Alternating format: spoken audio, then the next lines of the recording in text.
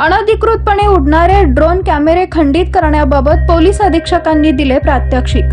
छत्रपती संभाजीनगर जिल्ह्यातील काही तालुक्यांमध्ये ड्रोन कॅमेरे गस्त घालत असतानाचे निदर्शनास आले होते।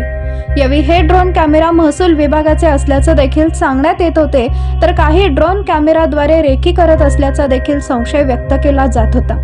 त्यामुळे असे कॅमेरे अँटी ड्रोन गनद्वारे कसे खंडित करावे याचे प्रात्यक्षिक आज पोलीस अधीक्षक विनय कुमार राठोड यांच्या उपस्थितीत छत्रपती संभाजीनगरात पार पडले।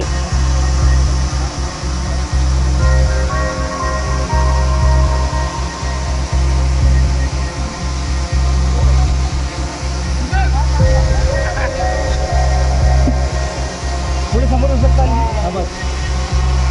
मला चेक करू द्या।